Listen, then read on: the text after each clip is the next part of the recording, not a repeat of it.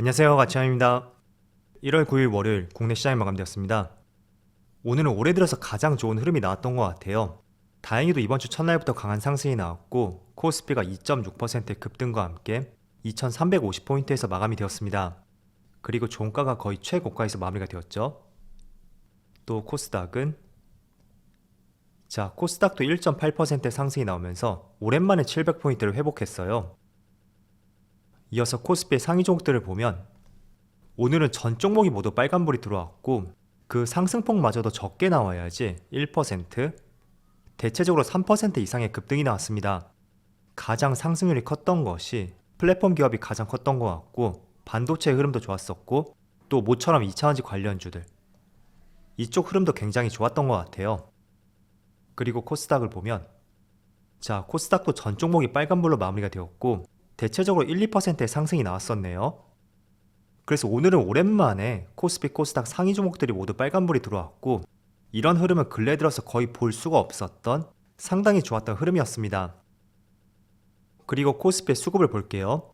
오늘 다시 한번 외국인이 큰 순매수를 보여주었고 기관도 마찬가지로 많은 순매수가 들어왔습니다.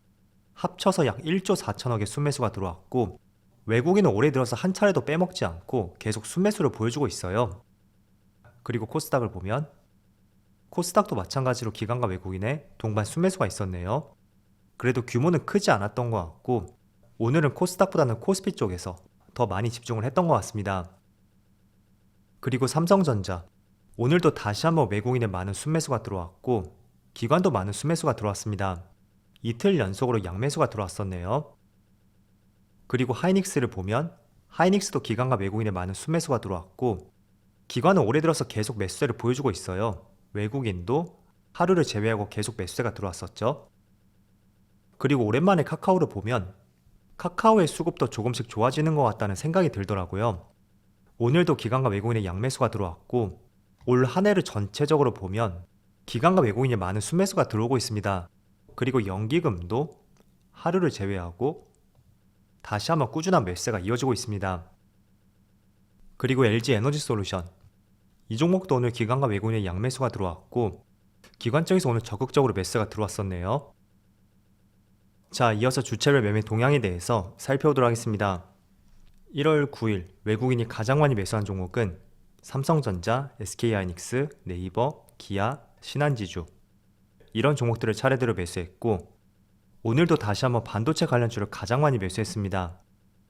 그리고 기관도 삼성전자, 카카오, LG전자, 네이버, 현대차 이런 순서대로 매수를 했었네요. 이어서 해외 증시를 보면 지난주 금요일날 미국 증시가 또 크게 한번 상승이 나왔어요. 그런데 항상 그런 순간들이 많았었잖아요.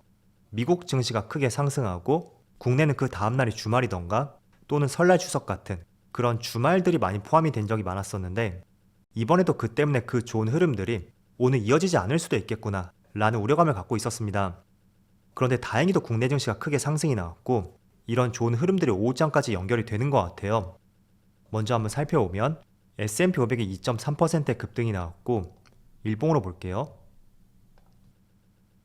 거의 한 3주 정도 바닥을 다지는 모습이 나왔고 거기서 장대 양봉이 나왔습니다. 그리고 나스닥도 2.5%의 급등이 나왔고 마찬가지로 10,000포인트 초반에서 한 3주 정도 바닥을 다지는 모습을 보여주었고 장대 양봉까지는 아니지만 그래도 의미 있는 큰 상승이 나왔어요. 그리고 다우지수도 2% 상승이 나왔고 약 3주 동안에 이어졌던 횡보 구간을 뚫고 올라갔고 또 20일 이평선까지 모두 돌파하는 흐름이 나왔습니다. 그래서 미국 시장도 의미 있는 상승이었다고 저는 생각이 되고요. 그리고 추가적으로 아시아 시장을 보면 일본 니케이는 0.6%, 대만은 무려 2% 급등이 나오고 있네요. 그리고 상해지수 중국도 0.5% 상승이 나오고 있어요. 일단 우선은 코스피를 한번 보면 지난주 수요일날 이때 한 차례 큰 상승이 나왔고 하루 쉬어간 뒤에 또 이틀 동안의 강한 상승이 나왔습니다. 그래서 지수의 흐름을 봤을 때는 조금은 단기간에 빠른 상승이 나왔다고 생각이 돼요. 그래서 오늘은 큰 상승이 나왔지만 어쩌면 주말로 갈수록 시장이 조금은 부진할 수가 있다고 생각이 되고 그런 부분은 단기간의 상승에 따른 차익 실현과 저항의 역할로서 매물들이 나올 가능성이 있습니다. 그래서 지금 저점 매수 기회로서 투자의 기회를 노리시는 분들이라면 지금 단기간에 조금은 과열된 측면이 있으니까 이번 주 말까지 흐름을 한번 지켜보면서 타이밍을 한번 잡아보는 것이 좋은 시점이 될 것 같아요. 그래서 항상 성급하지 말자고 말씀을 드리겠고, 자, 우선 금요일날 미국 시장이 급등이 나왔던 것이 고용 보고서 발표가 있었습니다. 그런데 그 발표한 것을 보면 실업률은 오히려 예측치보다 떨어졌거든요. 예상이 3.7%였었다면 실제로 3.5%가 나왔고, 이 부분은 여전히 연준에서 강도 높은 긴축을 계속 이어갈 것이고 주식시장에는 조금은 부정적인 역할을 할 수가 있거든요. 그런데도 2% 이상의 상승이 나왔다는 것은 한 가지 또 추가적인 재료가 있었어요. 오히려 실업률은 줄었지만 임금 상승률이 둔화가 되었고, 이런 부분이 하나의 추가적인 호재로 작용이 되면서 시장의 상승을 견인했다고 볼 수가 있습니다. 그래서 이런 부분이 역설적으로 상승을 불러왔다고 생각하시면 되고요. 그런데 참 신기한 것 같아요. 최근에 빅테크 기업들을 보면 계속 고용을 줄이고 있고 또 기업들마다 감원을 한다는 이슈가 있잖아요. 그런데도 실업률이 계속 떨어진다는 것은 이걸 정말 어떻게 바라봐야 될 것인지 그런 의문도 생기는 것 같습니다. 자, 그리고 추가적으로 오늘 시장에 큰 상승이 나오고 있잖아요.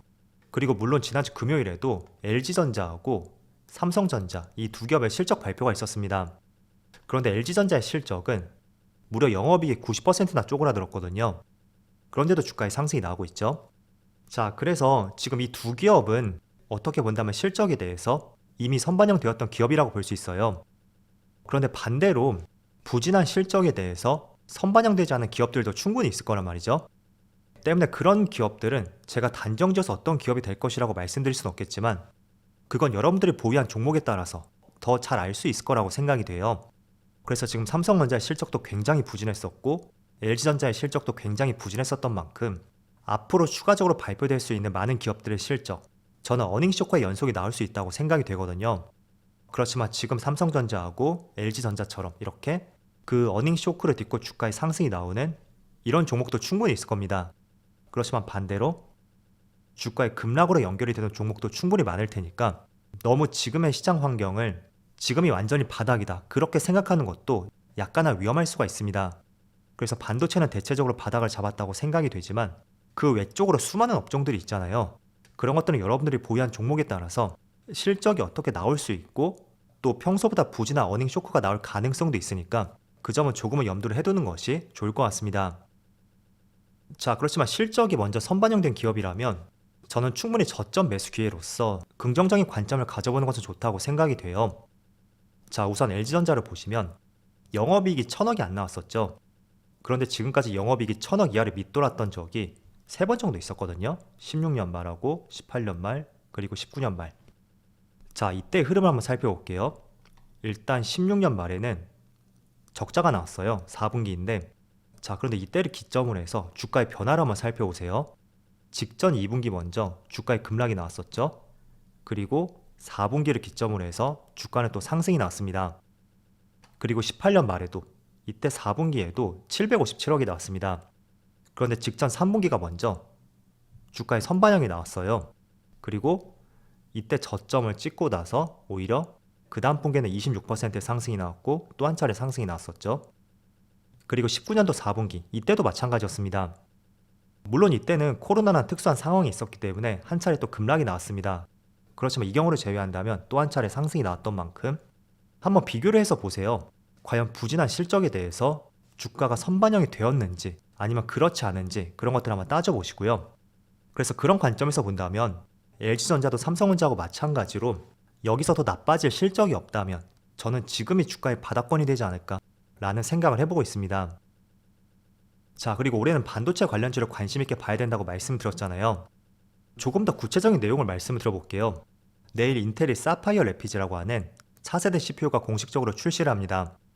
그런데 제가 이걸 주목해야 된다고 말씀을 드리는 것이 인텔 같은 경우에는 서버용 CPU 시장에서 거의 90% 이상 점유율을 갖고 있어요. 그런데 내일 출시를 앞둔 CPU에서는 처음으로 DDR5 램을 지원하는 CPU 출시를 앞두고 있습니다. 즉 정리해서 말씀을 드리면 인텔은 서버용 CPU 시장에서 90% 이상의 점유율을 갖고 있고 내일 처음으로 DDR5 D램을 지원하는 CPU를 선보일 예정입니다. 그래서 아마 공식적으로 출시가 되는 것은 조금은 지연이 돼서 5월쯤이라고 하더라고요.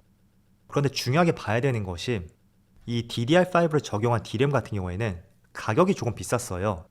그런데 지금 D램 가격이 많이 하락하면서 DDR4와 20% 정도? 그 정도 차이를 보인다고 하더라고요. 그리고 DDR5를 지원하게 된다면 속도도 2배 이상 빨라질 것으로 예상이 되는 만큼 기업들이 서버용 반도체 교체에 대해서도 수요를 자극할 것으로 기대를 해볼 수가 있습니다.